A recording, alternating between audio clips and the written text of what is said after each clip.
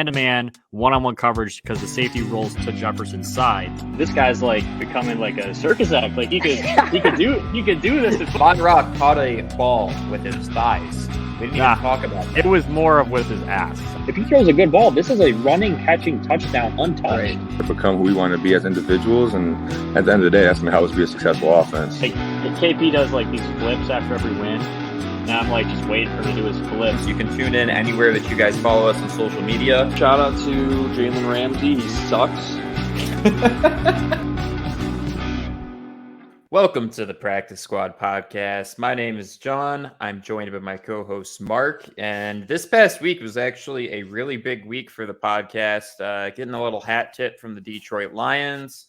We celebrated like 2 weeks ago, crossing 1 million total views on social media. Now I think we're at 1.5 because of how successful that edit Mark put together was. So we're vibing over here in the off season. I can't complain. How you doing, Mark?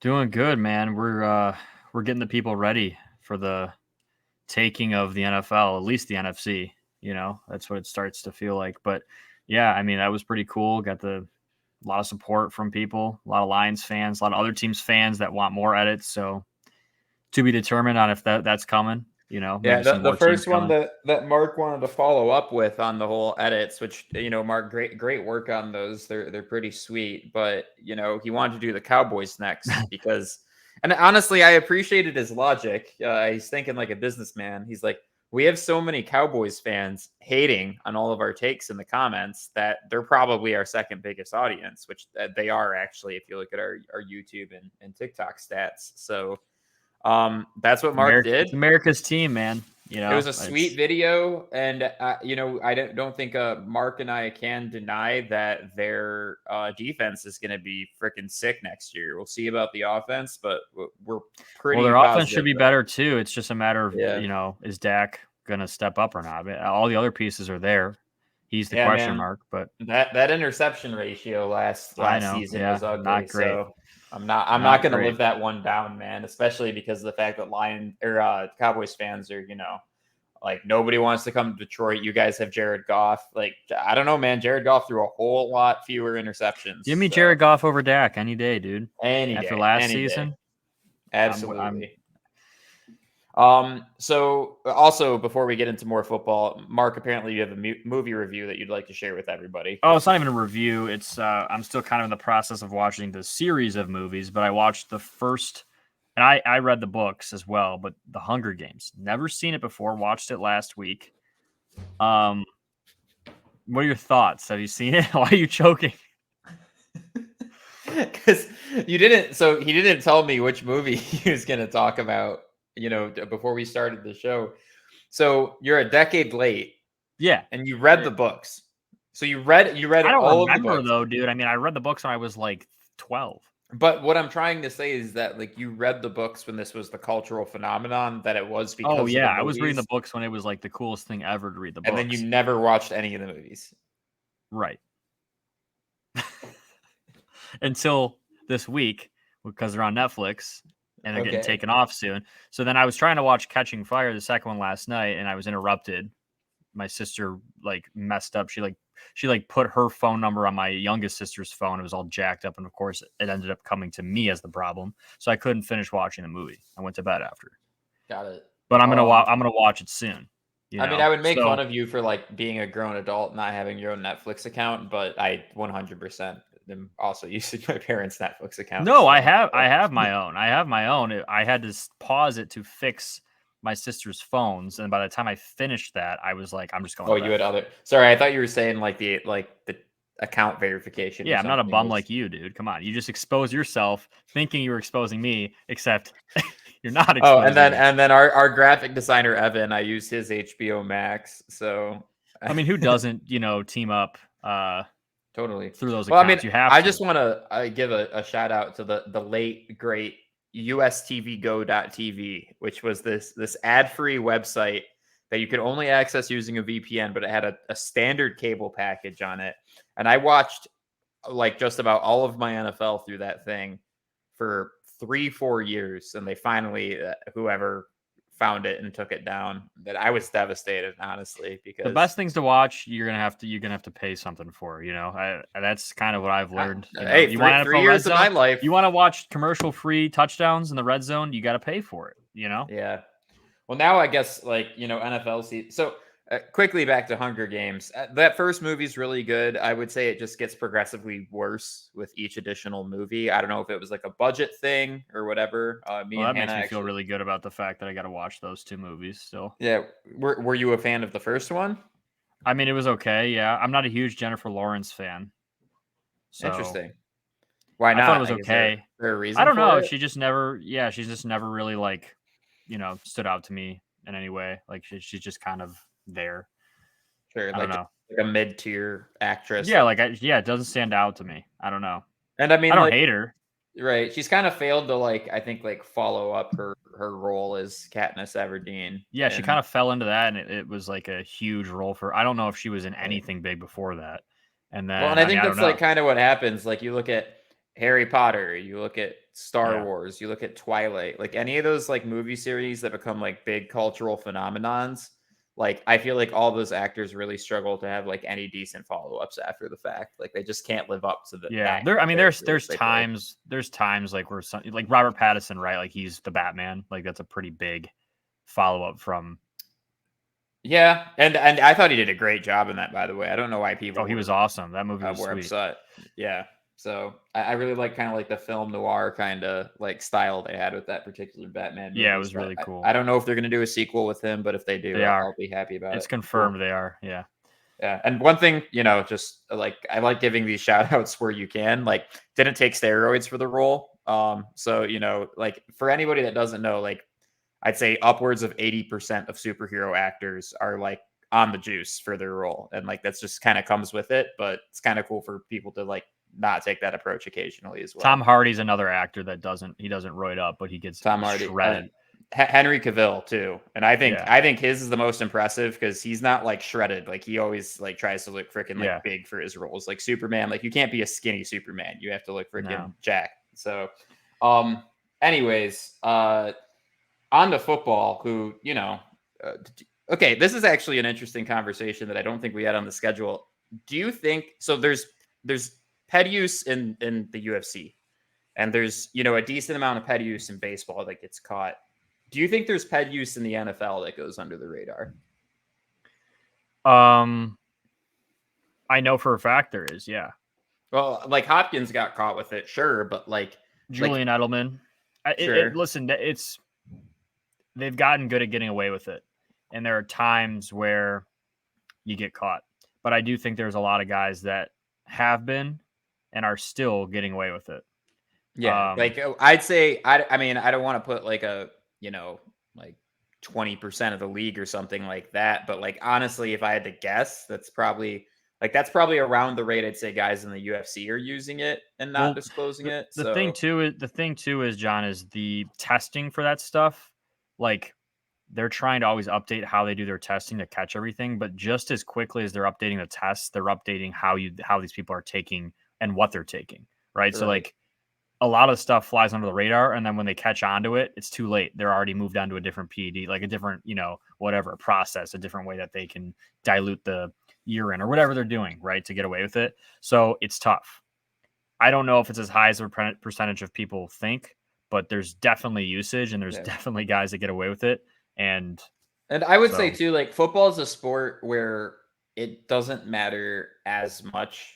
It's not a separator, right? In UFC, it's a problem they want to drill down on more because you're fighting weight classes, right? So to have it's the biggest in baseball, dude. It's the biggest thing in baseball too. The fact that you're getting extra muscle mass out of that is a big deal. Football, it's there's not as much of an. The tricky part is right, for the average person, it's not going to take you from being an average person to being able to play in the NFL. But some of those guys, they're already freaks. And then they take the PEDs, and it's it does make it if you're already in that top, 100 guys in the league, and then you take PEDs like a DeAndre Hopkins, it will make a difference, Right.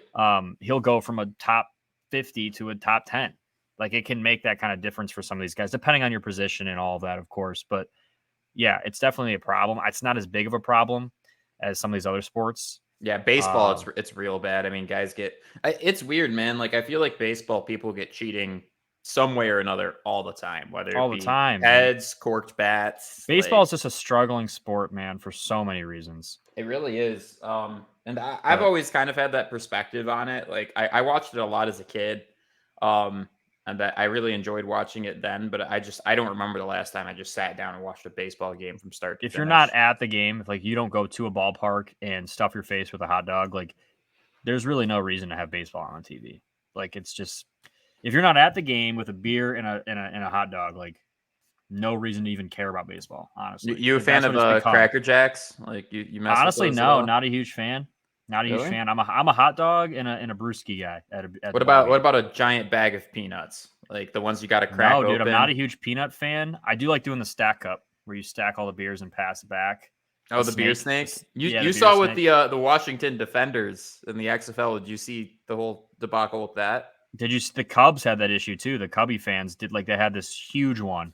So that they had a huge one at this Defenders game, and they broke it up. And then the Defenders fans like threw an absolute fit. I forgot they started throwing something on the field in response to that. And the security guards have laid off for every home Defenders game since then. They just get these The XFL, huge man, beer snakes. Yeah. getting the people riled up. Yeah, it's pretty killer. So all right, moving into I guess NFL news that actually matters. Lamar Jackson officially posted that he essentially is seeking a trade and does not want to he be. demanded a trade March 2nd? Yeah, and apparently that's been, kept more low key. Let's see if I can get this new layout going so our faces are a little bigger, and I'll zoom in here too. What I don't understand here, right? And I know most people have probably seen this Lamar Jackson news or they've read his tweet or whatever it is. No coincidence that he posted this right as the coaches, the NFL coaches, all 32 teams met. They had their conference and then they had interviews, right? No coincidence he posted this right as Harbaugh was about to be, interviewed. Because he wanted shout out to how Harbaugh handled that, by the way. Right. Could you imagine, first of all, just the emotions of getting put on the spot and having to react to that news like everybody else is at the same time. And two, to probably contain how freaking pissed you are at Lamar in that situation, that he put you in that situation with all those reporters. Played it off his like ability a champ, his ability to deflect questions like a politician, it was impressive for sure. What is your opinion on this, John? Because my opinion with the Lamar Jackson thing has remained the same from the rumors in the last few months all the way up until now. This dude clearly doesn't want to play in Baltimore. Okay, his actions last season showed it. The words, the way he's answering questions, some of his posts, some of what he's liking. He's playing the whole Kyler Murray game on social media of I'm trying to send messages without having to come out and blatantly say I want to be traded. Well, now he's left no choice because all the messages were getting confused. He wants to be out of Baltimore. There's no doubt about it. Thing is, nobody wants to pay him what he thinks he's worth. And you know what? He probably is worth that much money based on what he's done. The problem is what he's going to do. How many more years, how many more seasons can he do that in the NFL? Because if you limit his ability to run the ball even a little bit, he's not the same player. He's not a pure passer. No matter what anyone wants to say, he's not a pure passer. He's not a great pocket passer. He makes some great, impressive throws, but the consistency at which he does it has never been where it needs to be to win championships. And I don't think he ever will get there, right? So he's already probably played his best football, unfortunately. And that's my opinion. People can argue that. But to pay him what he's asking, which is going to be top 3 or 4 quarterback money, huge risk. I just don't think any team can do that. So there's two sides to this, right? And it's kind of one,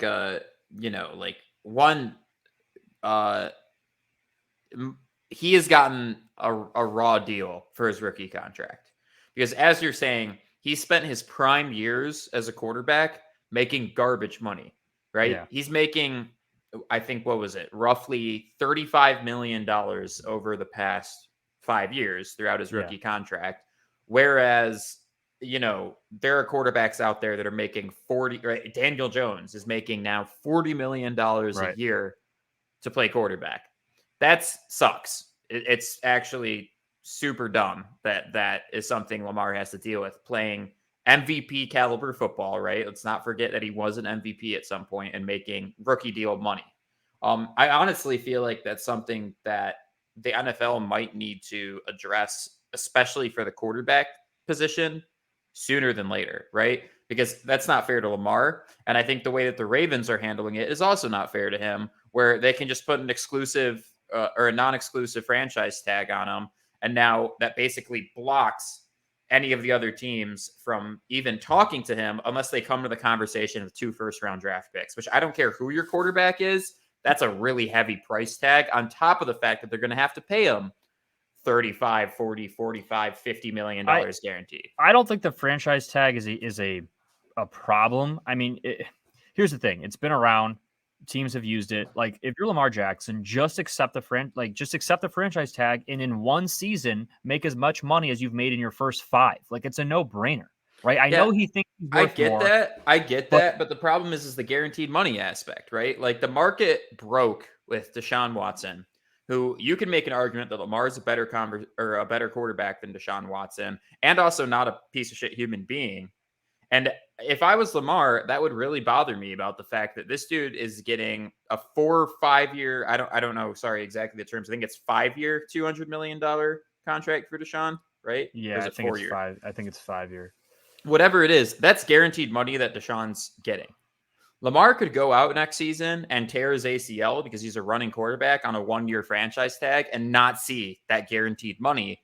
And I think that's where he's really getting hung up on this, is the fact that he's like, he wants a team to make a long-term commitment to him, a 3, 4, 5-year commitment to him with a decent amount of guaranteed money to go along with it. And now, in order to even have that conversation with other teams, they need to give up 2 first-round draft picks.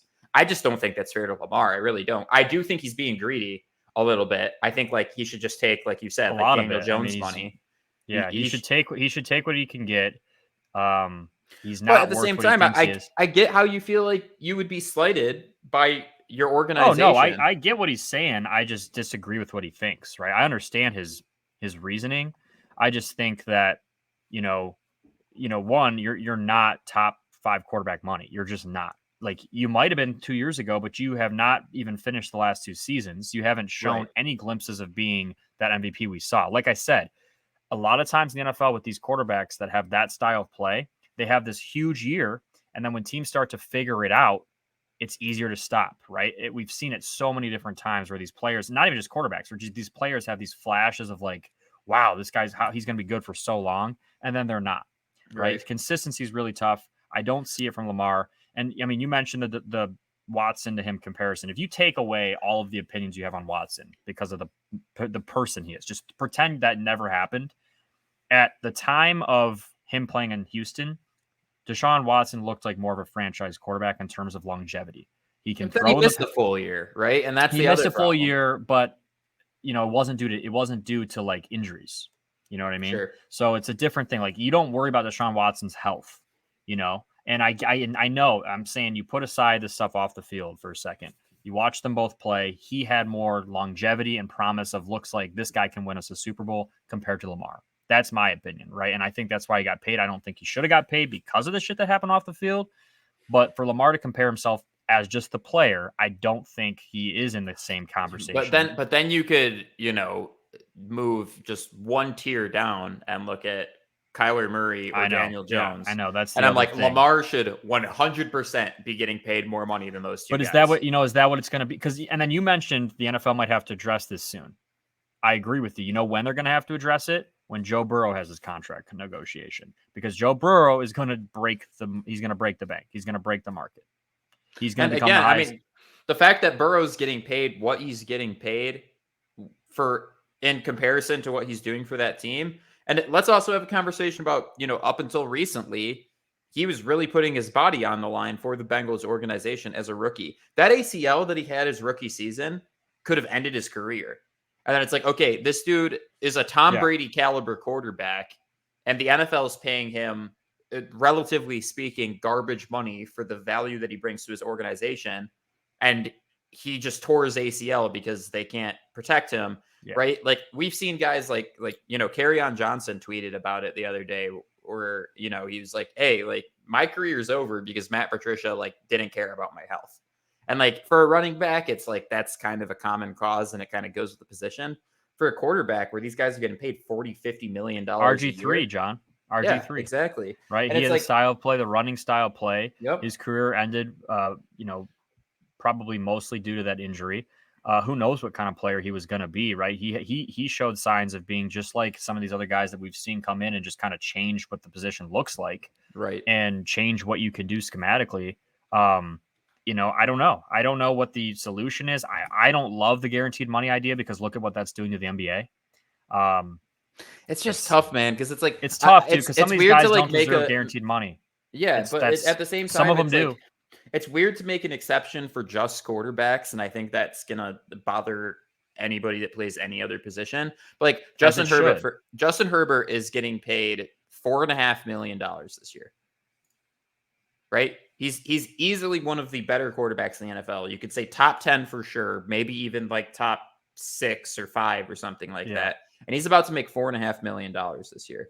Like to me, it's like if you're Trevor Lawrence is on his rookie deal, so he's Burrow's making around the still on same his money, rookie deal. still making around the same money. So what I'm trying to say is like maybe there should be a contract clause for rookies that if you make it to year 2 as the starter, like your pay gets upped like a decent amount, right? Maybe make it 50% of what a franchise tag would be, because that still makes it $15 million a year rather than 4, Yeah, but I mean, you know how it gets though, John. The second you start doing that, then they're going to say that, well, so and so did this and I'm so much better than so and so.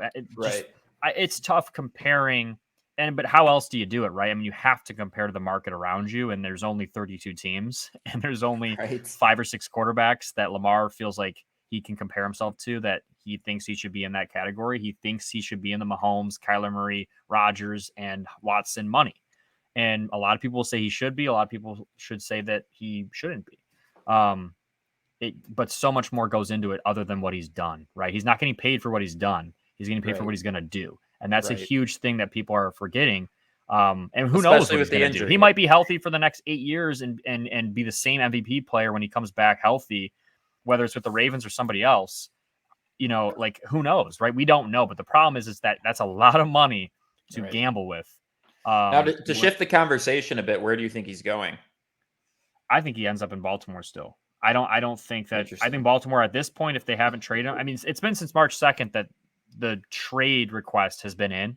I don't think him going public's going to like what he's trying to flash his muscles here. It's a loss of leverage for Baltimore, I think, is what his attempt is he's trying to cause Baltimore to lose leverage, make it seem like he's going to sit so that Baltimore is in a bigger position to want to try to move him. I'm not sure that's going to work. John, if he sits out away from a franchise tag, and keep in mind, he's made, like you said, around 35 mil in his first He'd make that this year. He'd make that this year, all back. He would make that this year.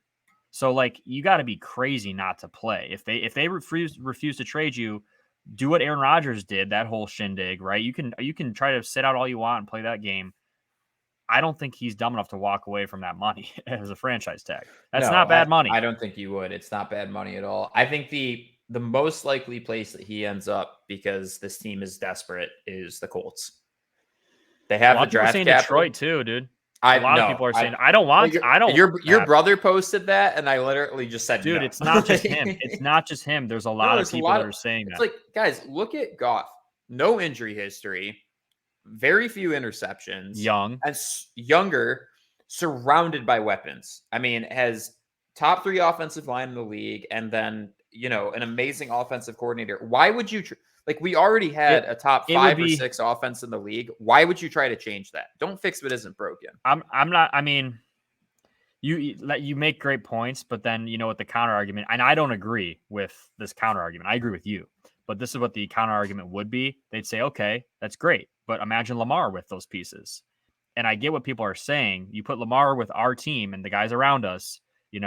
His ability to run the ball and having Swift and Montgomery and Amon-Ra and all these weapons, signing Marvin Jones, all these people that we have, and who knows what we're going to do in the draft as well. In Detroit, with our defense that looks like it's going to shape up to be pretty damn good, with our O-line protecting him, I could see him being pretty damn special in Detroit too. But I think most quarterbacks you put on Detroit right now. He would be, but is he pretty damn special for, I think of Brad Holmes, right? He's aggressive when he needs to be, but generally he's a pretty conservative GM. He gives guys 1 year prove it deals. He doesn't go for stars, and he drafts best talent available in the draft, and maybe gets guys that he wants in that. But for the most part, like, he's a pretty reserved, conservative GM, and that's what makes him so good, in my opinion. And I've harped on this a couple times throughout the podcast. Trading 2 first picks away and then taking a shit ton of cap space to pay him. Like, that is not a Brad Holmes move. It would be stupid. I know. It's not a Brad Holmes move. I don't agree. I don't think it will happen. People are talking about it as that's one of the landing spots. I don't see him going to the Colts either, though. I think he stays in Baltimore. I think they franchise tag him, and I think he's an idiot if he says no to that. I think he's going to play on the franchise tag, whether he likes it or not. I'm sure it won't be pretty in between, but eventually when the first game comes and kickoff's coming around and the offense trots onto the field, it's going to be Lamar, number 8, taking the field as the starting quarterback for the Ravens this year. And I don't know if that'll be the same next year or the year after that. I don't think he'll be their long-term guy, dude, I'm telling but he will be the guy this year. If he has, let's just say, not even like a horrible injury, just like a bad injury, like the conversations are going to be really, really loud. That's part of the game, dude. I mean, it's part of the game. It's definitely part of the, part of what happens in the league. It's happened to other players too. And if he comes out and has an MVP caliber season, the talk's going to be coming too, So it's like, it's an interesting debate for sure. Do you want to talk Lions a little bit, and then we'll kind of move into some of our other topics? Because, I feel like they're continuing to just be one of the most interesting teams in football as far as, off-season moves go. First of all, we just got to shout this out. We appreciate the looks, Detroit Lions. Like I said, Mark posted this hype video, which I think, Mark, correct me if I'm wrong, it is our best performing video to date on TikTok. Sorry, I was scrolling all the way down to try to find this. There we go. And then I don't know if you can hear sound on it. I'm just going to refresh the freaking video anyways. Absolutely nailing this. But Mark posted this video just kind of showing some of our free agency moves and stuff like that. And definitely got me hyped up. It's freaking sick. Lions gave us a look on it, which is super cool. And I will once again put in a bid that we would love to have not only any Lions player come on the show, but also Tim Twentyman, who I've been following on Twitter longer than just about any other person on Twitter. And it would be pretty legendary to have him come on as a guest on the show and talk Lions a little bit. Yeah, it was. Listen, we've given the Lions a lot of love the last few weeks, and they deserve it, right? Their free agency moves, what Brad Holmes has done, they deserve all the talk. They deserve a lot of the hype that's happening. I had a thought today, though, John, and I have to say it. And I don't like to have to be this person, but I am this person. My thought today was this. Everything that we've done in the offseason is the right move. We have not made a mistake. I mean, you could argue Chark going is a mistake. I don't think it's a huge loss. Hey, Marvin Jones is a back over here for $3 million less dollars. Like, Marvin Jones may even end up being a better fit. He's already been to Detroit. Well, he's doing the same role that Chark was. He's a very similar player to Chark. He's tall. He's taller than most guys. He's got great hands. Same style play. But here's my thought, John. My thought is this: we have all the pieces to compete not only in the division but in the NFC. And the one thing that still to this day concerns me, and if you've been a follower of this podcast for a while, you've heard me say this. When it comes down to our head coach, and not just our head coach, I think our defensive coordinator as well, right? They both got a lot of credit for the turnaround last year. I don't think that they're top tier. I don't think Dan Campbell is a top tier head coach in this league. When you start to compare now the Lions, when you compare them to the shitty teams that we beat up on and can win against, sure, right? And I think our roster's built to probably win 12 or 13 games. And when we get in the playoffs and we start talking Super Bowl, NFC Championship, winning playoff games, you're talking about Dan Campbell coaching against some pretty damn good coaches, okay? And you're talking about Aaron Glenn coaching against and scheming against some damn good play callers on the offenses. Can you just think about some of the teams we're going to have to go through? And I don't fully trust. The only thing I don't trust about the Detroit Lions right now, and this is crazy to say, is Dan Campbell and Aaron Glenn. Those are the two things that I don't fully trust. I don't trust Dan Campbell's game time decision-making still, his usage of timeouts, his usage of replay, choosing to do onside kicks, some of his special teams choices I don't love. and he's lost us more games than he's won us as a Detroit Lion. And then Aaron Glenn had a horrible showing at the beginning of the year last year, and he did turn it around and they got better. And I know that defense has gotten better with players. He concerns me going against some of the OCs we may see in those bigger games, right? And I think we'll be in those bigger games this year, so it concerns me. And I think it's reasonable.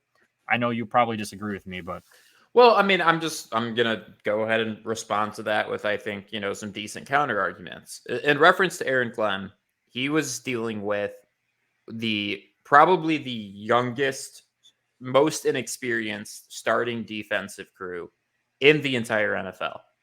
I mean, we're talking Hutchinson and Houston on the edge, both rookies.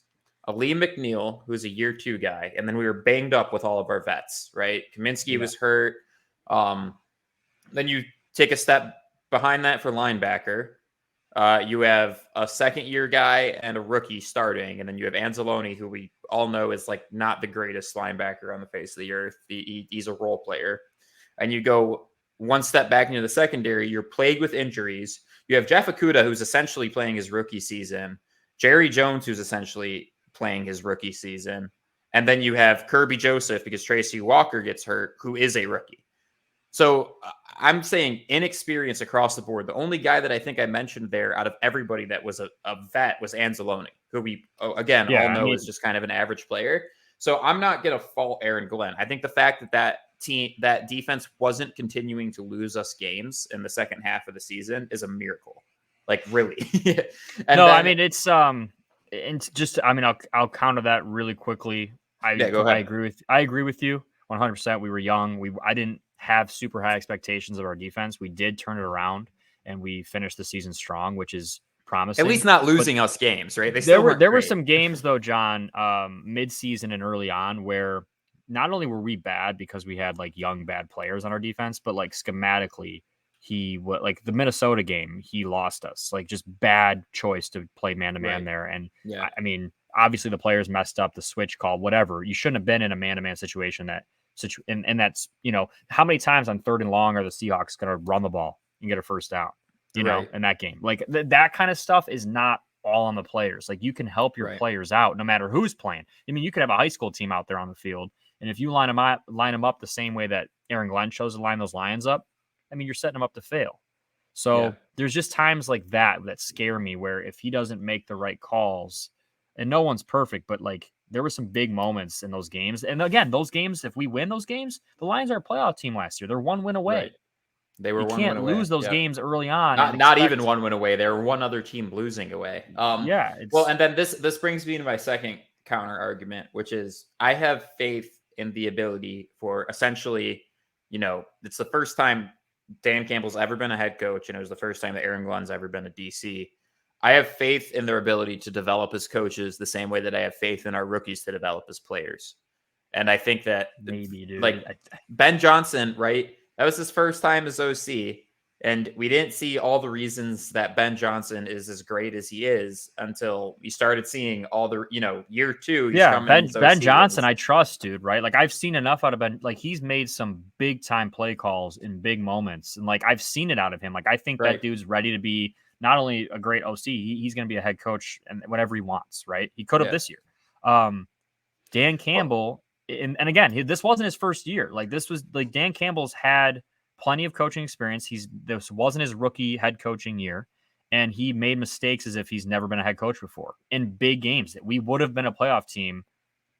You take some of those mistakes away early on. And then Aaron Glenn, I'm not going to be as hard on him because he did turn it around. It just concerns me, John, because I mean, think about some of the coaches we're seeing compete. You have Kyle Shanahan. Okay. You have Andy Reid. Right. What if the Lions are playing those teams? Right. And we to do trust not match up that coaching wise. But hey, at the same time, roster than the Chiefs. We probably do have a roster than the Chiefs. But at the same time, Nick Sirianni, frat dude McGee, he's a smart guy though. He is a smart guy, but I'm just trying to say, like, you're talking about, Shanahan not being able to be out coached at times. Nick Sirianni had a game plan that beat the 49ers in a way that I wouldn't say that, dude. I would say that was a funky game. They fell apart defensively. They fell apart defensively. At the end of because they couldn't do anything offensively. I mean, that's very different. The first half of that game, dude, first of all, the first touchdown should have never happened. It should have been 4-and-out, and the 49ers should have got the ball midfield, right? Missed an incomplete call. Okay, it was 4th down from midfield, and they stopped them, and they gave up the first down, right? So that's a big thing. That's a what if. I get it. But Kyle Shanahan very rarely gets out-coached. I mean, his offenses perform. He just might get beat because, the defense just can't hang, right? I mean, and again, the Eagles were a better team probably overall than the Niners, right? Like, they had Brock Purdy at quarterback. Like, there's a couple different situations. And then I'm sorry to get this granular with football too, but like, I also think that Aaron Glenn having 2 corners that can play nickel now is going to be massive. It's going to help him a ton. Our roster, John, our roster does not concern me. I think our roster is probably top 5 in the league, maybe higher. Okay. Like, just roster. Coach is out. We hire Andy Reid as our coach tomorrow. We win the Super Bowl. Now, I'm like damn confident about it. I would bet a good amount of money on that. We don't have that. We don't have a genius, right? We have Dan Campbell, who's a great motivator. He's great for getting guys motivated to play. He's not a scheme genius, and he's not a great game manager. No, that's what you have Ben Johnson for, right? Ben Johnson's smart, but you start comparing him to some of these other guys. I don't know. I think he's definitely up there. And then Aaron Glenn, I do not think is a top 15 defensive coordinator. I just don't. So that could be a problem. Our roster does not concern me. I think our roster is great.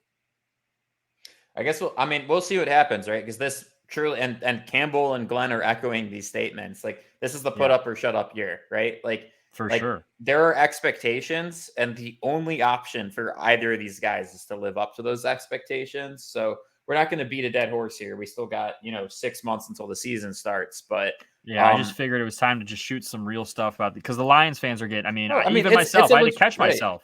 Right. It's a legitimate concern. I'm not saying it isn't, but I'm also saying, like, hey, if Dan Campbell can't develop enough as a head coach after 3 years to manage a game clock or timeouts, then that's a huge problem, right? Or sometimes even like what he did last year, John, like if he can't do it, which some guys just aren't good, game managers, and he's got so many things that he is good at, find ways to have people that are good at it do it. If Ben Johnson's a better use of timeouts and challenge, have him do that. Or if, if you just hire somebody who stands behind you and handles the game clock and when to use timeouts and when not to, just whether it's an analyst or I don't care who it is, right? Yeah. If you can't because those are not the mistakes that can cost you games. Like that, just as a head coach, you don't can't let that happen.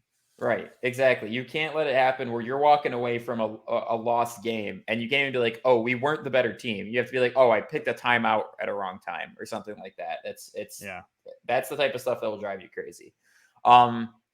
Another quick thing that we'll mention, and then I think we're just going to talk, the way too early kind of, speculation of what teams we think might be good next year post free agency, maybe a little draft quarterback talk. But OBJ, right? He's obviously circulating a lot. I think it's most likely if A-Rod ends up with the Jets, I think he's going to be a Jet. Do you agree with that or no?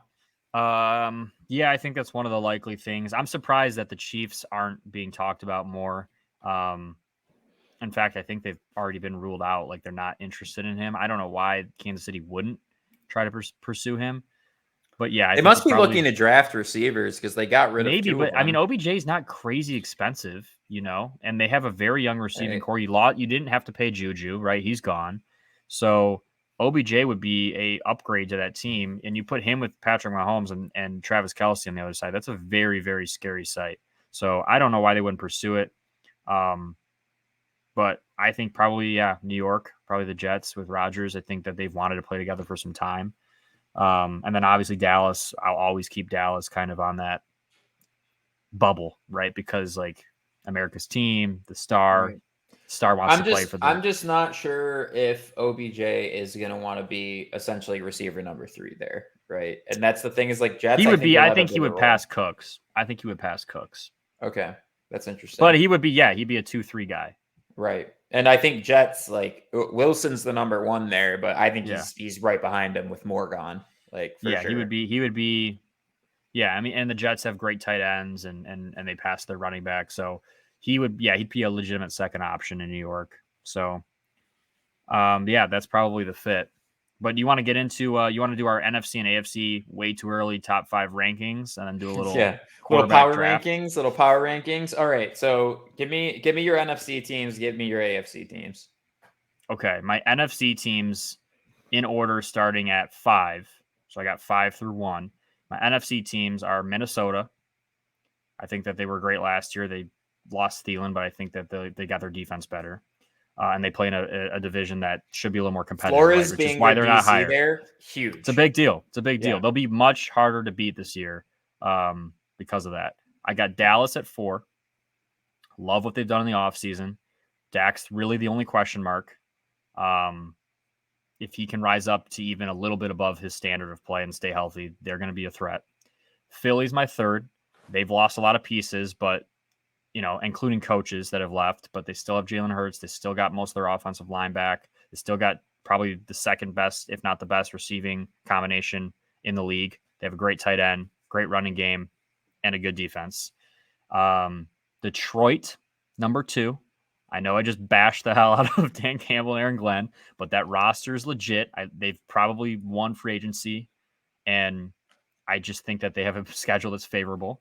And then my number 1 team in the NFC is San Francisco. I don't care who plays quarterback. John, you could go play quarterback for them, and they have a chance to win every game. Kyle Shanahan is very smart. He knows put how me to at make guard. it easy. I feel better about it, but They're legit, dude. And I think that Brock Purdy will be better if he gets healthy, if he heals properly, which I think he will.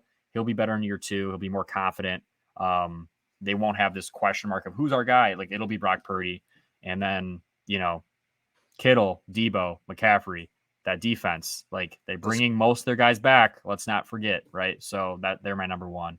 You want to do your NFC first, and then we can do AFC next? Yeah, sounds good. My list is incredibly similar to Mark's. These are power rankings after all. 5, I'm going to put the Giants. I think Daboll in year 2, he's going to be in good shape. I think we're seeing the value that he brought to the Bills when he was with them as a head coach. And I think he's getting the most out of the roster that he currently has, and they have a decent amount of draft stock going into this year too. 4, I put at Dallas. Echoing Mark's statements, Dak's a huge question mark, but I do think they crushed it in free agency, and they're a pretty stable ship for the most part. Probably going to have top 2, top 3 defense in the league. 3, I'm going to put the Detroit Lions because I think they have the best roster in the NFC. We saw what they were able to do last year. I think them being able to run it back, I think they're going to be a top 5 offense in the league, and I think their defense is going to be middle of the pack, which that alone makes them, in my opinion, a 12-win team. And then I'm going to put Eagles after that. I don't think they're going to have a Super Bowl hangover. They did lose a lot of staff, like Mark mentioned, but I think they're going to be hungry to make another strong push. I think that Sirianni is really the reason why that team is successful at the end of the day. And then San Fran at number 1. My biggest concern with San Fran is their quarterback. It reminds me of like the Saints. With their hangover after Breeze retired, where it's like, what the hell is your quarterback room right now? Like, you have such a loaded roster. You have the best coaches you could possibly have in place. Your defense is disgustingly good, and yet you can't figure it out with the quarterback situation, which is crazy considering the draft capital that they've spent to have a more reliable quarterback situation. Yeah. So that's kind of where I'm at with that. Mark and I, our difference is 1 team, Minnesota and Giants. My whole thing with San Francisco too, John, is like their win window is now, right? Like, their division's dog trash. The NFC as a whole is. I wouldn't count out Seattle next year, though. I mean, I guess, dude, you compare those rosters, man. Like, right? It's not even close. You saw what happened in the playoff game this year. Like, yep. I mean, and again, that's with Brock Purdy as a rookie. Like, he's going to be better, and I think that I think the Niners are going to be better. So the NFC's weak, right? So like it's their win window is now. While we're talking, that's NFC, why I have them there real quick too. These are going to be a thing next season, which is sick. And Yeah. the Lions are going to have alternate helmets that are going to be worn with their grays, which makes me think they're just going to be like a sick, like silver, like crazy helmet. I want the Lions to do the throwback logo, like just the bland lion. Like, I love that. The throw like that would be sick. But yeah, man, I no love when the teams alternate start to unis, play with. Unfortunately, for the Lions, they said, but they will have an alternate helmet, which I guess is cool. But an alternate, like a throwback uni, would be so sick, so sweet. So, AFC? yeah, I mean, AFC, let's do it. Who's your teams? AFC. I'll go here, John. So my AFC teams, and I originally made this and I forgot about the Jets because I forgot about Aaron Rodgers. I don't know how one does that, but I did. So I have the Dolphins at 5. Love what they've done. Tua, like we said, like got to step up. Is it going to be you or is it not going to be you? It's kind of his prove it year. And then I originally had the Chargers at 4. I'm kicking them off the list completely, putting them behind Miami after what I saw them do in the playoffs this year. I'm putting the Jets at 4 with Aaron Rodgers, assuming that Aaron Rodgers is there. At 3, I got the Jags. I think the Jags are going to win their division with ease. I think it's, again, dog water division. Trevor Lawrence is going to have one of those, his, coming 2 years. He already showed it a little bit last year. I think he's going to be even better. He'll be in the MVP conversation, I think, next year. They're going to dominate that division. They added Calvin Ridley, which I think is probably the most underrated signing in all of free agency. I think it's forgotten about because he didn't play last year and he kind of just got swept under the rug. He is a difference maker at receiver. You mix him with Kirk and Engram and all these other guys that they have with Doug Peterson in year 2. Yeah. Keep in mind, it was Doug Peterson's first year there last year. First year working with Trevor Lawrence, who, by the way, took a step backwards his rookie year because he had garbage Urban Meyer as his coach. Totally turned it around. Jags are going to be dangerous. I mean, they were a fumble away from beating the Chiefs at Arrowhead. You know it, right? Like, people were watching that game like, holy shit. They were and the guy didn't even get hit. He just fumbled the ball, just dropped the ball, okay? Former Lion, we feel bad, sorry, but we don't feel bad because they're going to be really good this year. And then I got Cincinnati because Joe Burrow on your team. They're also very close to being Kansas City. I think they've done more to get better than Kansas City has so far this offseason. And then I cannot put anyone other than Patrick Mahomes and the Chiefs at number 1 until somebody takes it from them. I'm sick of people not giving him his credit. This offseason, there will be no slander of the Chiefs and Patrick Mahomes. Until somebody does it, I'm not going to predict that somebody's going to do it because I've seen enough out of them to think if Mahomes is on the team and he's playing, very hard to beat. So there's a team, before I get into my list, there's a team that you've left off of your list that I am shocked that you left off of your list because of how much you love them this past season. What made you think that team is the Bills? What made you decide that they have regressed so much between what they were last season and what they're going to be this season that they're not even a top 5 AFC team to you? Couple things, right? Couple things. I knew you were going to say that. Josh Allen took a step backwards, and not that just he himself did. The pieces around him and the play calling and the scheme the for play him calling is play failing calling. him. Yes, It's failing him, and it's 2 years in a row now. The same thing. They didn't do much in free agency to help him with that in terms of offensive line and in terms of running back. I know they got they tried, but they didn't do enough, right? And then they lost a couple of pieces as well. They lost Edmonds, who was probably their second best linebacker, one of the leaders on their team.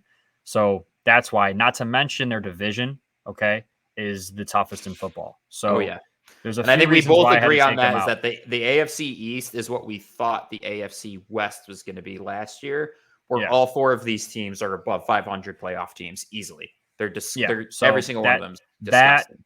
For those reasons, the Bills are out of my top 5. I hope that Josh Allen has a comeback year and does his thing, but I just don't think there's enough around him, and they're not helping him in terms of scheme and play calling to take him where he needs to be, because he's going to be competing with Aaron Rodgers now in that division and in a Dolphins defense that's loaded. And then Bill Belichick is still there, and people keep forgetting about Bill Belichick. He's still there, and he's kind of just like, I mean, he's probably hungry to get back to the glory days, man. And they actually have an offensive coordinator now. So wait, tough. you're telling me that putting Matt Patricia, a defensive coach, at OC was a bad idea? You're saying that's a bad one? You're telling me who saw not... wait. Hold on. Who saw that coming? Hold on just a second. Wait. All right. So my list what? my list is a little bit more different than Mark. Now, number 5, I went with the Chargers. I was between Miami and the Chargers for this one. The reason why I went with the Chargers is because Brandon Staley is desperate to keep his job, and that's going to change a man. And you think Kellen Moore's going to change it for the hiring them? I think so. I think that is absolutely massive for Herbert. I don't think they had what, Lombardi last year? They had Lombardi, but what did Kellen Moore do for Dak? What did Dak do for Kellen Moore is a better question. I besides Yeah, throw man. interceptions. Cooper Rush did just fine in that system, and when your backup quarterback is winning games, that's usually you got to partially attribute that to your offensive coordinator. Yeah. All right. So, Good counterpoint. Good counterpoint. Fourth is the Jets. With Aaron Rodgers. Without Aaron Rodgers, I probably wouldn't put him this high. So we'll see what happens there. Very tough division, which is why they're not higher up on this list. 3 would be the Bengals. They continue to improve their offensive line, which still I would argue is their weak point. I think from what I remember, they have a good chunk of draft capital to work with this year as well. They got Brown from Kansas City, which should help out a ton. Exactly. That's one of the bigger gets of all of free agency. Absolutely. Number 2, I got the Bills. I think they're going to be able to run it back okay, but I think that their play calling is going to need a makeover. And here's the thing. I think they're going to take yet another shot at a running back. In fact, I think they might say, F this. We're done putting Josh Allen in risky situations. We're going to take Bijan Robinson. Like, I actually think that is his most likely landing spot, and they won't mind. Do you think he slips that far? I think so. I mean, look, he's a first-round pick as a running back. That's a stretch to begin with. I think he can make it to the late first round as a result of that.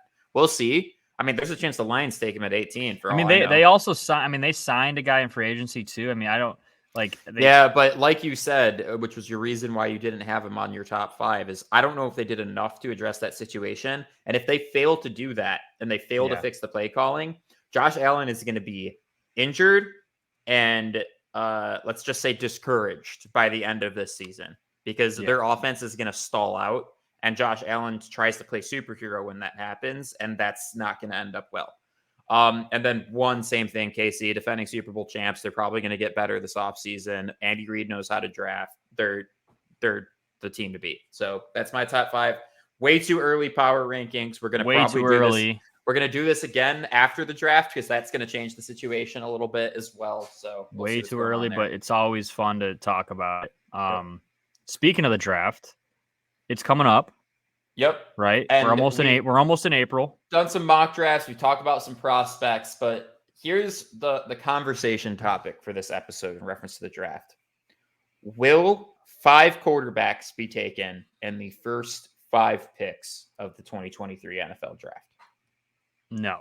And here's why. Unless some crazy trade up happens, right, which you're hinting that may happen. I think just quickly, I think the Raiders trade with the Cardinals so that you're getting quarterback all the way down. You think Seattle takes a quarterback? If Richardson is there, I think Seattle absolutely takes quarterback. Well, he will be there, and that gets me into that topic. But no, I don't think 5 quarterbacks go, and nor should 5 quarterbacks go. There's 2 guys in this draft that are even worth drafting in the first round. It's Bryce Young and it's CJ Stroud. The other guys, in my opinion, are not first-round quarterbacks, let alone top 5 picks, let alone top 10 picks, right? Let's say there's no trades happening. You'll probably still see all of those quarterbacks, Richardson, Levis, Stroud, Hooker, and Young, all drafted probably in the first, 25 picks, if I had to guess. Or I mean, Hooker might go a little lower, but yeah. And just quickly, Hooker might be lower, but I agree with you on what you just said. The thing is that we saw this, I think, primarily with wide receivers in the 2022 draft. Once the run started, everybody got FOMO and they started trading up and doing all this crazy shit to go get their stud first round receiver. And I think that's exactly what's going to happen with the quarterback position.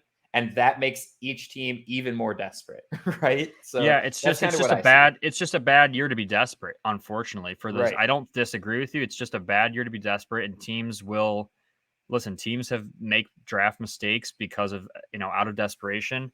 As John's hinting at, and why he even wanted to talk about this top, first 5 picks being quarterbacks is because he's getting a little more high on the Anthony Richardson hype, and I'm the exact opposite. John and I disagree here. And we've talked about this when he performed well at the combine. The simple thing is this: Anthony Richardson has not put enough on film, okay, to be drafted even as a first or second round quarterback. He's a fourth or fifth round guy, in my opinion. I don't think he ever lasts in the NFL. I don't even know if he ever makes a start in the NFL. He has physical great gifts. That does not translate at the quarterback position unless you have the other gifts with it. And there's very few guys that have all of it, right? You're talking like the Cam Newtons of the world. Like there's only few guys. And we call that guy literally Superman when he was playing. Anthony Richardson is not. Okay. He's Right. not. And he struggled in big games. He played in the SEC. So he's played against high caliber NFL players. He did not look great. He did not win most of his games.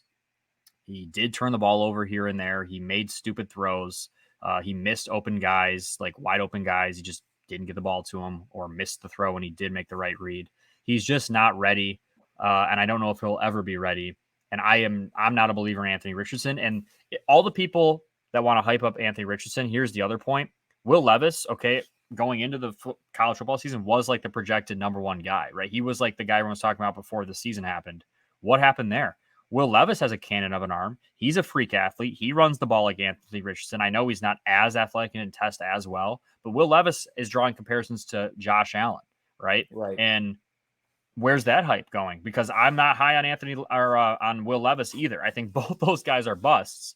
Yeah. But if you're going to hype up one, what's going on here? Like, I don't disagree with you. And here's the thing is Richardson and Levis have very similar stats. Levis threw, I think, one more interception on the season than Richardson did. Yeah, he threw, this is a red flag to me, right? Levis threw 10 interceptions in last season. And in the season before that, he threw 13.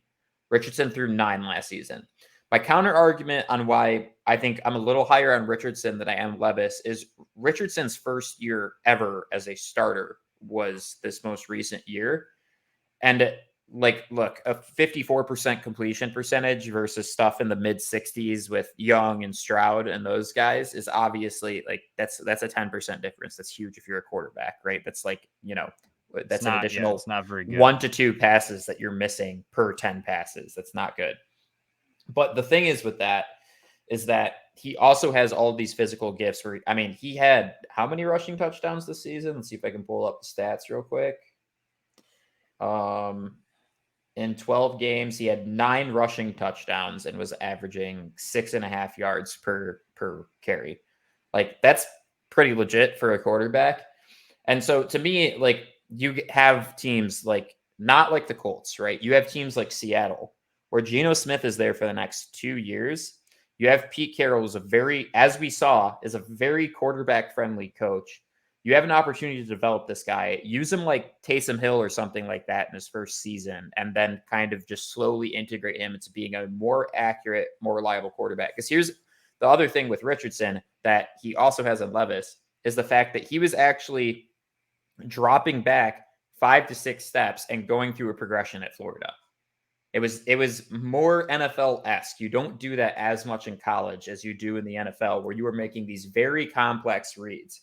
And while Richardson, I'd say, failed at living up to the standard at that, the fact that he's even getting those reps in his first year as a starting quarterback, I think is a really good signal to NFL teams that it's like, oh, well, he's at least trying to do this, and we can actually evaluate the film based off of what it looks like when he takes 6 or 7 steps back and takes a look at all 3 of his receivers and then misses them. Sure. But, I think there's an argument there. I just think it's a stretch to take a guy in the top 5 that, you see it as a positive that he's only started one season.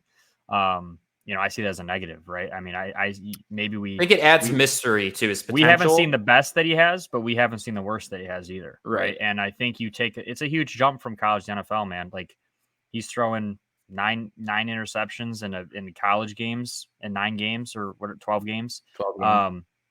Right. And just for comparison, right, I think Young has like 5 on last season and Stroud has 6 on last season. So yeah, and they had more attempts too. So it's like it's a definitely a big question mark with Anthony Richardson. And the other point too is if you're Seattle, you have your quarterback for the next 2 years. People forget they have Drew Lock on their bench developing, right? And I think, would you draft Drew Lock? If Drew Lock was in the draft right now, you think that he wouldn't be put higher than Anthony Richardson? It's tough because I don't think. I mean, If you watch them both work Locke has out, physical attributes as far as height goes, right? Like he's a pretty tall guy, he's a big dude and he's got a cannon arm. And he right? had better film, can make probably more accurate throws. Yeah, Anthony it's Richardson's more tough, man. athletic, but it's Again, tough. But I mean, I understand everything that you're saying, and I agree with it, especially in reference to Richardson and Levis, right? Like I think the two guys that are for sure, I shouldn't say for sure because nothing's for sure, but are very promising starting quarterbacks in the NFL are Stroud and Young, and then you kind of have everybody else. and The even thing those is two have again, questions, dude. I think they do 100%. I mean, Young has the size. I'm not super worried about that because I think mentally he's totally there for the NFL caliber. And Stroud, honestly, I mean, look, as Michigan fans, we got to see him for 2 seasons. He lost the big games, man. Not only lost the big games, but like just I think like when that pressure finally like started to crack a little bit, like he was making a lot of dumb decisions that I think cost him those games. I mean, you're playing with arguably the best wide receiver core in college football year over year, right? Not even Like, arguable. Yeah, yeah, like it it's is the best wide the receiver best, core in probably the all of last college. decade, dude. And you're missing those guys in the biggest game of your college career. Like that's kind of a red flag to me. And honestly, I think he goes first overall because I think the Panthers are higher on him than they are on Young, which is crazy to think about. So That's I guess our next quarterback draft thing, right? So we disagree on we kind of agree on Levis. We disagree a little bit on Richardson. Um, Young or Stroud? Who do you take number one if you're the Panthers? I don't know. I mean, I understand the Panthers' logic for wanting to go Stroud. I think he has more of an NFL body. I think they think he has a more accurate passing arm, all of those kind of things that go into it. Personally, if I was an NFL general manager, I'd be going Young. And I think the Texans are going to get a steal with that because especially with, who he's getting paired up with on the coaching staff, most of those being San Francisco guys, right? That means they're asking Young in the same way that San Francisco does. They're going to be asking Young to just do his freaking job, which is a mental game, right? He doesn't need to be 6'5". He doesn't need to be a superhero. He needs to be the 5'10" quarterback that he is and just make his reads and pass accurately. And I think if that's the system they're setting out for him, that is a perfect fit. So I think the Texans are getting a steal with Young. I'm with you. I think Bryce Young is I think Bryce Young's the better. He's the better prospect. He's the better player. Has been for the last few years and will be in his NFL career. People, and I'm assuming that the Texans are going to get him, obviously, right? Right. Now, it'll go Stroud Young. I think that's what will happen. I think that it should go Young Stroud. And why I think that Young is this is what happens every year, and it's happening with Anthony Richardson and Will Levis as well. People have this lull, okay, where football is not being played, college football is not happening. 4 months These guys, think. 4 months to think, and sometimes thinking is the worst possible thing in the world. Bryce Young did it, won the Natty, won the Heisman, played at a higher level than CJ Stroud for 95% of his when they both were playing. Okay, won the bigger games. Oh, but Mark, he's 5'10". He's 5'10". Right. He's only 186 pounds. Like, okay, I understand. I hear that, right? But that doesn't don't let that defer you away from what you watch. He's going to get tackled once, and he's going to be injured the rest of his career because, even though the NFL is the most quarterback friendly it's ever been. Are you telling me that the SEC has little guys tackling him? Right. Yeah. It's a dumb thing, dude. And they always do this crap in the draft process. Mel Kiper, all these guys, these draft analysts, all they do is think about this. And it's like, well, wait a second. Stroud looked pretty good at the pro day and this combine. And wait, why isn't Bryce Young throwing? Who's the best freaking football player when you turn on the tape? Put on the film of the last 2 seasons. Right. What does it tell you? That's it. Watch it for hours and hours and hours and hours. And I don't care if you watch it as many times as you possibly can. You will not find anything that says CJ Stroud is better in the last 2 seasons than Bryce Young was. It's just not going to happen. You might say he has more potential and all that. I hate that stuff, okay? When it's a quarterback and you have a number 1 overall pick, you draft the guy who's better the last 2 years, who has no character issues off the field, who has given you no reason not to draft him number 1. It should be Bryce Young. And I honestly kind of feel bad that it's getting swayed towards Stroud, but that's what happens. I mean, you're overthinking Anthony Richardson with a million other people that think all of a sudden he should be top 5 pick, like that's crazy talk. Because if you watch him play I just think he Florida, can develop into that. I really do. More than Levis, because but do you take a guy that high that you think maybe can develop into it? So it's I don't situation, know, right? man. And that's why I think about like if you're Vegas, no, you've shown absolutely no ability to be able to develop a quarterback. You're not driving a stable ship whatsoever when it comes to your coach or any of that. It's always someone's always in the hot seat. There's always changeover. You take Seattle, where they've had the same head coach for how long has Pete Carroll been the head coach there? 15 years? Long time, dude. 20 years, something like that, right? And you know that he's going to be your developmental guy that you want to turn into the next Russell Wilson. Like that's right. It's all about situation. It's all about how these guys fit, right? It's like when people were overthinking, Justin Herbert back in his day, right? And whether or not he was going to pan out. It's like, okay, well, he has a good fit with the Chargers, so I don't know. There's a lot to think about with it. Yeah, I just look at Seattle, dude, and I see a team like they were a playoff team last year, and they just extended Geno, and they've committed to him for the next 2 seasons. And they have a pretty good roster. They're missing a couple pieces like receiver. Probably could get a third receiver with Lockett and DK. They built their running back room up with Walker. I think the future offensive line looks offensive really good. line. So like you're right there. Like you're on the brink. Do you really waste your 5th overall pick on a guy who's not going to play probably ever, but maybe plays in 3 seasons? Like that's just to me. Who's Seattle going with then? Do you think if they're because I agree, like there's probably best available. I think they'd probably right. take Anderson Tyree or Carter or yeah. Whoever's there. Maybe an offensive lineman. Maybe they just got Wagner back in free agency too. Like Seattle's not like going to be a dangerous team, dude. Like people are like thinking that they're bad because no one had these expectations of them. Pete Carroll surprised everybody last year, had those guys back in the playoffs, and no one saw that coming. And they're a dangerous team, and they have a high draft pick. I mean, maybe they trade the pick, but I don't think they take. I could see them trading down too, because I mean, the thing is like in the same sense that we're talking about Richardson as kind of a developmental guy, like Tyree Wilson is very much a developmental guy too. I think he is worth like a top 10 pick, but like especially his physical attributes and what he actually has shown on tape, but also like he's not very disciplined. He's not really good at containing. He's more of just like a pure edge rusher with a lot of physical attributes, right? There's going to be some football IQ stuff that he's going to have to, I think, like get up to NFL speed.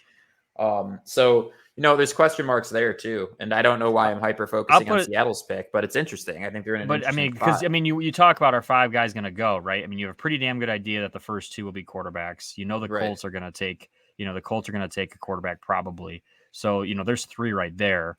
If they don't get Lamar too. Right. So it's a fair question. I just think like this, right? And you focus back and we'll finish with, on this topic with Seattle here. Even if for some crazy reason Stroud or Young dropped to them, I don't think they would take one of those guys. I just don't think that they're in the quarterback market in the draft. They have Drew Lock on the bench. I think that he's developing. I think he's got a ton of potential, especially just similar to what happened in Geno's career. I could see Drew Lock having something like that happen where Geno sits around, backup quarterback, learns, gets his chance, and the talent's there. I mean, the arm's there. Right, the strength's there, the mobility's there. That's just my opinion on it. I just do not see them taking a quarterback. Therefore, cannot see 5 guys going, even if there is a trade up with Arizona. Sure, I think maybe 4. Maybe I think a trade up with Arizona is more likely than not. I do not think Arizona will be picking 3rd. I'll say this, John, and this will be my final thing. I think that Hendon Hooker gets picked before Richardson. That's an interesting take. One that I don't totally disagree with, but it's an interesting. I think he gets picked in this year's draft before Richardson. If I think the NFL is as smart as they are, and I hope they are, I think that Hendon Hooker gets picked. I don't know when, probably 2nd or 3rd round, but Richardson will get picked after. That's what I kind of think is fair. You're saying this is like Malik Willis's levels of hype, where it's like everybody's talking about him like he's his first round pick, and he falls and falls. I think it's worse. Falls. Interesting. I don't know if he'll fall. I do think he'll get drafted higher than Malik Willis. I think the same result will happen. Sure. He will. I think he's a bust within, you'll find out rather quickly that he's not going to pan out.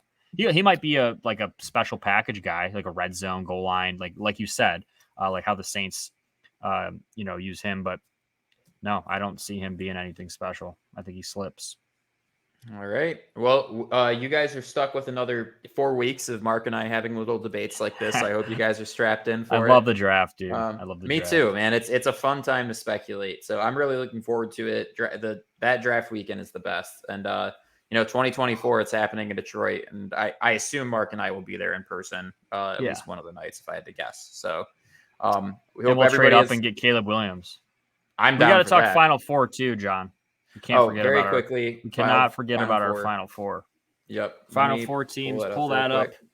For the record, I had a horrible bracket. John's bracket looks like he's going to win if UConn wins. I need UConn to win, and I will win my bracket in a pool of about, I think, like 30 people or so. Good news for you, John, and I don't want to jinx you. I don't see a way that UConn doesn't win this, to be honest with you. UConn's by far the best team left, and Miami has no chance size-wise to guard their bigs. So I think UConn wins, and I think the winner of that 4-5 game is going to blow out the winner of the FAU San Diego State game. So, and I mean, good news the for you. Upsets here, right? I mean, you got a 5 seed, a 9 seed, a 5 seed, and a 4 seed. Like, that's March Madness, baby. Like, gotta love it. Check my TikToks from the round 1. I said I don't trust the 1 seeds. Even the 2 and 3 seeds are questionable. I think we see a Final Four of all higher than 4 seeds is what I exactly said. So technically UConn being there, whatever, they're a 4 seed, but that was a bold prediction. Hey, that's a good take. I have to give myself a prop for that because my bracket's so bad. I have to have something. I have to give you props for what you said about how this tournament was going to pan out, and then of course you filled out your bracket with that take in mind, and it didn't. Yeah, my bracket was horrible. It was but terrible. At the same time, Mark, like I gotta, Jack and I were definitely, poking the bear a little bit during that stream, and sure enough, like you were. Yeah, I don't see Alabama. Accurate. I don't see Houston. I sure as hell don't see Purdue. I don't see Kansas anywhere even sniffing Final Four. You know what I mean? So that was kind of the moral of that. So who do you think wins it all then? I'm thinking UConn at this point. I think UConn, and I'm like damn confident about that. Like I really don't see. I think Miami's the only team that even has a chance just because they've been in so many close games and they have a couple different guys that can score. But if UConn takes care of them like I think they will, they'll have a cakewalk in the final. Sure. I don't care who they play. And I don't know who's going to win the other game. FAU and like two very different teams. FAU hot offensively, right? Kind of hard to prepare for. San Diego State, one of the better defensive teams in the country. So I don't really know what's going to happen there. That's a toss-up game. I guess I would lean towards FAU, but I think everyone's going to be watching that other game and thinking whoever wins this is probably going to, win the final. For sure. Which will be awesome for you. Do you win? How much do you win money? Yeah. There you go. Like I think like $400 or $500. So we'll take it. Not bad for not watching any college basketball. Yeah, that's the other thing I got to brag about. Madness. I watched 0 college basketball games. Zilch. March Madness Zilch. Started. None. Not a single minute. So I'll take that. Right, for $400 just to fill out a bracket, and I had to get convinced to do it too because I usually I'll fill one out usually, but I don't usually care. So John, you've seen those. I posted TikTok, but you've seen those radial brackets. Yeah, did you see that TikTok I posted? I'm like a data. Cool. I'm like a huge data science nerd. That's what I do for a job. I have a separate YouTube channel where I just talk about economics and analyze stocks and graphs and stuff, and I hated that. I was like, dude, this is it kind of is like if they if they maybe put the logos on there, it's got potential, dude. It's got potential. It'd be fun, honestly, with some to take some football statistics and do like stuff like that shit and stuff like that. Yeah, because I have the chops for it, so it'd be. When you have extra time, you should do that because you're good at that stuff. I'll make videos and edit videos and and then I'm gonna be sitting here analyzing this like it's a stock or something like that. Yeah. So, you're the brains. I'm like the visual guy. Hey, you're crushing it on that, and you have a way higher output with the shorts and TikToks than I do. So shout out Mark for honestly keeping our social media a lot more alive than I have time to. He deserves a lot of credit for it. So with that, everybody, we will see you next week. It should be pretty interesting, kind of finalizing some free agency stuff, and then it's going to just be mock draft city for a while. Looking maybe forward Lamar to will be on a new team next week. Maybe Rodgers will be signed next week. Everything kind of looms, but we'll be talking about it. If it happens, we'll be talking about it. So yes, sir. We'll catch everybody later. Peace. See you guys.